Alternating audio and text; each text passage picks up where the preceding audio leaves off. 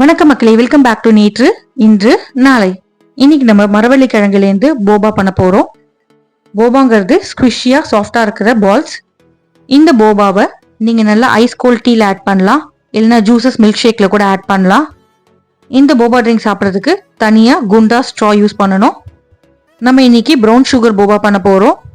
நீங்க இந்த போபாவை கடையில ரெடிமேடா விற்கிற டாப்பியோக்கா ஃப்ளோர், அதாவது ஜவ்வரிசி மாவுல பண்ணலாம், இல்லைன்னா ஜவ்வரிசி லைட்டா வறுத்துட்டு ஃபைனா பொடி பண்ணிட்டு அதை யூஸ் பண்ணிக்கலாம். ஸ்கிராச்லேருந்து பண்ணணும், ஈஸியாக உங்கள் வீட்டில் இருக்கிற பொருள் வச்சு பண்ணணும்னா நம்மளோட கப்பக்கிழங்கு இருக்கு இல்லையா, அதில் கூட நீங்கள் பண்ணலாம். இந்த ரெசிபிக்கு நான் ஒரு பெரிய மரவள்ளி கிழங்கு யூஸ் பண்ணிக்கிறேன். மரவள்ளி கிழங்கோட எண்ட்ஸ் எல்லாம் ட்ரிம் பண்ணிட்டு தோலை சீவி எடுத்து வச்சுக்கோங்க. முடிஞ்ச அளவுக்கு நல்ல பிஞ்சான கிழங்கா யூஸ் பண்ணிக்கலாம். ஃபைனான துருவல்ல நம்ம அந்த ஒரு மரவள்ளி கிழங்கை துருவிக்க போகிறோம். ஸோ இந்த மரவள்ளி கிழங்குலேருந்து நம்ம ஸ்டார்ச்சை ரிமூவ் பண்ணி அந்த ஸ்டார்ச்சை யூஸ் பண்ணி தான் போபா பண்ண போகிறோம். ஃபைன் துருவில் துருவிக்கிட்டிங்கன்னா உங்களுக்கு கசக்கி ஸ்டார்ச் எடுக்கிறது ஈஸியாக இருக்கும். துருவன் இந்த மரவள்ளி கிழங்கை ஒரு பவுலுக்கு மாற்றிக்கலாம். உங்களால் துருவ முடியலன்னா நீங்கள் மரவள்ளி கிழங்கை பிளெண்டர் ஜாரில் சேர்த்துட்டு தண்ணி சேர்த்துட்டு அரைச்சி எடுத்துக்கோங்க. இப்போ இந்த துருவன மரவள்ளி கிழங்கு மேலே முழுகிற அளவுக்கு தண்ணி சேர்த்துட்டு கை வச்சு நல்லா கசக்கிட்டிங்கன்னா வெள்ளை கலரில் உங்களுக்கு ஒரு ஸ்டார்ச்சி ஃப்ளூயிட் வரும். இப்போ நம்ம கசக்கி எடுத்த இந்த ஸ்டார்ச்சி லிக்விடை பெரிய வடிகட்டியில் வடிகட்டிக்க போகிறோம். கிழங்குல இருக்கிற தண்ணி எல்லாத்தையும் புழிஞ்சு தனியாக எடுத்து வச்சுக்கோங்க. இந்த கிழங்கை மறுபடியும் நம்ம தண்ணி சேர்த்துட்டு செகண்ட் வாஷ் பண்ண போகிறோம். மிச்சம் இது ஸ்டார்ச் இருந்தாலுமே செகண்ட் வாஷ் பண்ணும்போது நம்மளுக்கு கிடைக்கும். நல்லா கை போட்டு எல்லா கிழங்கையும் கசக்கிட்டு அதுக்கப்புறம் இதையுமே பெரிய வடிகட்டியில் வடிகட்டிடுங்க. ஃபர்ஸ்ட் நம்ம பெரிய ஸ்ட்ரெயினரில் ஸ்ட்ரெயின் பண்ணிட்டு அதுக்கப்புறமா நம்ம மெலிசா இருக்கிற ஃபில்டரில் வடிகட்டிக்கிட்டோம்னா நம்மளுக்கு ஃபில்டர் பண்ணுறது ஈஸியாக இருக்கும். இப்போ பெரிய வடிகட்டியில் ஃபில்டர் பண்ணிட்டோம். மெல்லிசா நம்ம டீக்கெல்லாம் யூஸ் பண்ணோம் இல்லையா, அந்த வடிகட்டியில மறுபடியும் இந்த லிக்விடை நீங்க ஃபில்டர் பண்ணிக்கோங்க. தண்ணி மட்டும் உங்களுக்கு கீழே இருக்கும், மேலே கிழங்கு திப்பி எல்லாம் வந்துடும். இப்போ வடிகட்டின இந்த லிக்விடை மூடி போட்டு ஒரு ஓரமா 2 hours அப்படியே வச்சிருங்க. டிஸ்டர்ப் பண்ணக்கூடாது. ஸ்டார்ச் எல்லாம் கீழே பார்த்தீங்கன்னா திக்கா செட்டில் ஆயிடும், மேலே பிளெயின் லிக்விட் இருக்கும். ஆட்டி விட்டீங்கன்னா கலங்கிடும். மறுபடியும் நீங்க கொஞ்ச நேரத்துக்கு அப்புறம் வெயிட் பண்ணணும். 2 hours கழிச்சு எடுத்து பார்த்தீங்கன்னா மேலே இப்படிதான் உங்களுக்கு டிரான்ஸ்பரண்டான லிக்விட் இருக்கும். கீழே பார்த்தீங்கன்னா திக்கான ஸ்டார்ச் ஒட்டிட்டு இருக்கும். ஜென்டிலா மேல இருக்கிற தண்ணியெல்லாம் நம்ம வெளியில கொட்டிடலாம். நம்மளுக்கு அந்த தண்ணி தேவையில்லை. கீழே இருக்கிற இந்த திக் வெள்ளை கலர் பவுடர் மாதிரி இருக்கிற ஸ்டார்ச் தான் நம்மளுக்கு தேவைப்படும். ரொம்ப திக்கா உங்களுக்கு பேஸ்ல ஒட்டிட்டு இருக்கும். தொடும் போது கையில ஒட்டாது. ஆனா நீங்க கலக்கி விட்டீங்கன்னா அதோட டெக்ஸ்டர் பார்த்தீங்கன்னா லிக்விடியா மூவ் ஆகும். இந்த ஸ்டார்ச் ஹீட்டுக்கு தான் ரியாக்ட் பண்ணும். ஸோ இந்த ப்ராசஸ் வரைக்கும் நீங்க ஸ்கிப் பண்ணணும்னு நினைச்சீங்கன்னா கடைகளில் கிடைக்கிற ரெடிமேட் கிழங்கு மாவை நீங்க வாங்கி யூஸ் பண்ணிக்கலாம். டாப்பியோக்கா ஃப்ளோர் எல்லாருக்கும் ஈஸியாக கிடைக்காது. அதனால தான் ஈஸியாக கிடைக்கக்கூடிய மரவள்ளி கிழங்கு வச்சு இன்னைக்கு நான் அதை ட்ரை பண்ணியிருக்கேன். பட் இந்த கிழங்கோட ஸ்டார்ச்சை யூஸ் பண்ணுறதோட நீங்கள் டாப்பியோக்கா ஃப்ளோர் யூஸ் பண்ணிங்கன்னா உங்களுக்கு ரிசல்ட்ஸ் இன்னும் பெட்டராக இருக்கும். கடாயில் 1/4 கப் தண்ணி சேர்த்துட்டு 1/2 கப் அளவுக்கு ப்ரௌன் சுகர் சேர்த்துட்டு நல்லா உருக்கிக்கோங்க. ப்ரௌன் சுகர் எல்லாம் டிசால்வ் ஆனதுக்கு அப்புறமா இதில் 1 டீஸ்பூன் கோகோ பவுடர் சேர்த்துக்கலாம். Brown sugar cocoa powder sweetness கொடுக்கறதுக்காகவும் கலர் கொடுக்கறதுக்காகவும் நம்ம யூஸ் பண்ணுறோம். ஆல்டர்னேட்டிவாக நீங்கள் சுகர் வேணாலும் யூஸ் பண்ணிக்கலாம். லைட் அப்படி வார்ம் ஆனதுக்கு அப்புறமா நம்மளோட அந்த ஸ்டார்ச்சை இதுல சேர்த்துட்டு நல்லா கலந்து விடுங்க. Flame log மாத்திக்கோங்க. கலர உங்களுக்கு திக்காயிடும். திக்காக அந்த ஸ்ட்ரெச்சி கூயி ஜவ்வுன்னு ஒரு மிக்சர் வரும். இந்த மிக்சர் ஸ்ட்ரெச்சியா வந்தாதான் போபா சவுக்குன்னு வரும். மாவு உருகி இந்த நாட்டு சக்கரை மிக்சர் கூட மிக்ஸ் ஆகும் போதே உங்களுக்கு கலரத்துக்கு கொஞ்சம் கஷ்டமாயிடும். இந்த மாதிரி கன்சிஸ்டன்சி வரதுக்கு ரொம்ப நேரம் எடுக்காதுங்க. 1 to 2 minutes தான் ஆகும். ஏதாவது டிசால்வ் ஆகாத ஸ்டார்ச் மிக்சர் இருந்தா கரண்டி வச்சு அப்படி மசிச்சு விட்டுருங்க. திக்கானதுக்கு அப்புறம் அடுப்பை ஆஃப் பண்ணிட்டு இது கூடவே இன்னும் கொஞ்சம் டாப்பியோக்கா ஃப்ளார் இல்லைன்னா கார்ன்ஃப்ளவர் சேர்த்துக்கோங்க. டாப்பியோக்கா ஃப்ளார் கிடைக்காதவங்களுக்கு கார்ன்ஃப்ளவர் தான் பெஸ்ட் ஆல்டர்னேட்டிவ். நான் ஸ்டிக்கியா வர வரைக்கும் நம்ம மாவு சேர்த்துட்டே இருக்கணும். மாவு சேர்த்து அப்படியே மிக்ஸ் பண்ணிட்டே இருங்க.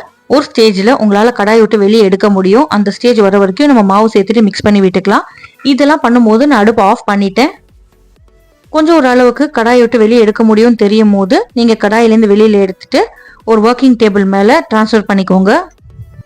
உங்களோட ஒர்க்கிங் டேபிளை நல்லா மாவுல டஸ்ட் பண்ணிக்கோங்க. அப்போதான் உங்களுக்கு ஒட்டாம இருக்கும். இதோட டெக்ஸ்டரே பார்த்தீங்கன்னா சாஃப்டா கூயியா அப்படியே பப்ளியா இருக்கும். பிசையும் போதே உங்களுக்கு அவ்வளோ சாட்டிஸ்ஃபைங்கா இருக்கும். கிட்டத்தட்ட ஸ்லைம் மிக்சர் மாதிரி தான் இருக்கும். மறுபடியும் உங்களுக்கு ஒட்டாம வர வரைக்கும் நீங்க மாவு சேர்த்துட்டு ஸ்ட்ரெச் பண்ணி விட்டு ஃபோல்ட் பண்ணிட்டே மிக்ஸ் பண்ணிட்டு இருக்கணும். அவுட்டர் லேயர் ட்ரை ஆகிற மாதிரி தான் இருக்கும். பட் நீங்க ஃபோல்ட் பண்ணும்போது அந்த ட்ரைனஸ் போயிடும். எந்த ஸ்டேஜில் உங்களால் கம்ஃபர்டபுளாக கட் பண்ணி பால்ஸாக ரோல் அவுட் பண்ண முடியுமோ அந்த ஸ்டேஜ் வர வரைக்கும் நீங்கள் மாவு சேர்த்து பிசைஞ்சிட்டே இருக்கணும். கட் பண்ணிவிட்டு குட்டி குட்டி சிலிண்டர்ஸாக பண்ணிவிட்டு சின்ன சின்ன பீசஸாக சாப் பண்ணி அதுக்கப்புறமா நம்ம ரோல் பண்ணிக்கலாம். ரொம்ப பெருசாக போபா போட்டிங்கன்னா உங்களால் ஸ்ட்ராவில் சாப்பிட முடியாது. ஸோ உங்கள் ஸ்ட்ராக் ஏற்ற மாதிரி நீங்கள் போபாவோட சைஸ் அட்ஜஸ்ட் பண்ணிக்கோங்க. நீங்கள் ரோல் பண்ணுற சைஸ்லேருந்து கொஞ்சம் பெருசாகும். இந்த மாதிரி குட்டி குட்டியாக ரோல் பண்ணி வச்சுட்டு நம்ம இதை பாய்லிங் வாட்டரில் போட்டு வேக வைக்க போகிறோம். ஒரு பாத்திரத்தில் தண்ணியை நல்லா கொதிக்க வச்சுக்கோங்க. தண்ணி தளத்தலன்னு கொதிக்கும் போது தான் நீங்கள் இந்த போபா பால்ஸ் அதில் சேர்க்கணும். போபா பால்ஸ் ஒன்றுக்கு ஒன்று ஒட்டாமல் இருக்கிறதுக்காக நீங்கள் பிளேட்டில் வைக்கும் போது கொஞ்சம் மாவு டஸ்ட் பண்ணிக்கோங்க. இப்போ இந்த போபா பால்ஸ்லாம் தண்ணிக்குள்ளே போட்ட உடனே லைட்டாக அப்படியே அரைச்சி விடுங்க. தானாக கொதிச்சு மேலே ஃப்ளோட் ஆகி வரும். ஃப்ளோட் ஆகி வரும்போது நீங்கள் அடுப்பு ஆஃப் பண்ணிவிட்டு ஃபில்டர் பண்ணிக்கலாம். நீங்கள் டாப்பியோக்கா ஃப்ளோர் யூஸ் பண்ணி பண்ணுறீங்கன்னா உங்களுக்கு ஒரு 15-20 மினிட்ஸ் ஆகும் வேகிறதுக்கு. பட் நம்ம மரவள்ளி கிழங்குலேருந்து ஸ்டார்ச் எடுத்து பண்ணும்போது எனக்கு ஜஸ்ட் ஒரு 2 to 5 மினிட்ஸ் தான் ஆச்சு. அதுவே நான் ஸ்லைட்லி ஓவர் குக் பண்ணிட்டேன். மேலே ஃப்ளோட் ஆகி வந்ததுக்கப்புறம் நீங்கள் அப்படியே வடிகட்டியில் எடுத்துட்டு கோல்டு வாட்டரில் வாஷ் பண்ணிக்கிட்டிங்கன்னா உங்களுக்கு ஒட்டாமல் இருக்கும். டெம்பரேச்சர் டவுன் ஆனோடனே தண்ணி எல்லாத்தையும் டிஸ்கார்ட் பண்ணிவிட்டு இந்த போபா பால்ஸை தனியாக எடுத்து வச்சுக்கோங்க. ஒட்டாமல் இருக்கிறதுக்காக இதை நாட்டு சக்கரை லிக்விடில் போட்டு தான் கடைகளில் வச்சுருப்பாங்க. கடாயில் கொஞ்சமாக தண்ணி சேர்த்துட்டு 1.5 டேபிள் ஸ்பூன் அளவுக்கு நாட்டு சக்கரை சேர்த்துட்டு கரையிற வரைக்கும் மிக்ஸ் பண்ணிக்கலாம். நாட்டு சக்கரை நல்லா கரைஞ்சதுக்கு அப்புறமா நம்ம ரெடி பண்ணி வச்சிருக்கிற போபா பால்ஸை இந்த மிக்சரில் சேர்த்துட்டு கலந்து விட்டுட்டு நீங்கள் அடுப்பு ஆஃப் பண்ணிடுங்க. இதை அப்படியே ஒரு பாத்திரத்துக்கு ட்ரான்ஸ்ஃபர் பண்ணி எடுத்து வச்சுக்கிட்டிங்கன்னா நீங்கள் போபா டீ இல்லைனா மில்க் ஷேக் பண்ணும்போது இந்த போபா உள்ளே போட்டுட்டு நீங்கள் யூஸ் பண்ணிக்கலாம். இதில் ஏற்கனவே கொஞ்சம் ஸ்வீட்னஸ் இருக்கிறதுனால ஸ்வீட் மட்டும் கொஞ்சம் பார்த்து சேர்த்துக்கோங்க. முடிஞ்ச அளவுக்கு நீங்கள் போபாவை ரெடியாக பண்ணி எடுத்து வச்ச உடனே யூஸ் பண்ணிடுங்க.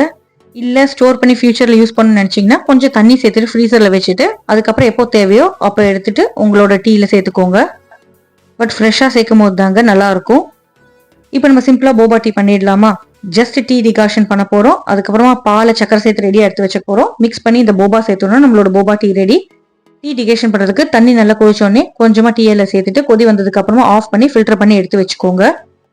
கிளாஸில் கீழ் லேயரில் நம்ம கொஞ்சம் போபா சேர்த்துக்கலாம். கிளாஸோட பேஸில் போபாவை நல்லா ஸ்ப்ரெட் பண்ணி விட்டுருங்க. இதுக்கு மேலே உங்களுக்கு தேவையான அளவுக்கு ஐஸ் கியூப் சேர்த்துடுங்க.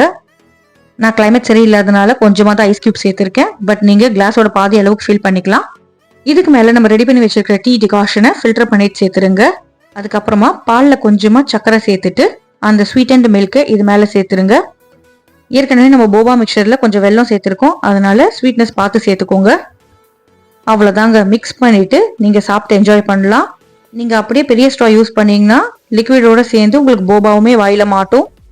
போபாவோட டெக்ஸ்சர் பார்த்தீங்கன்னா சூவியாக இருக்கும்.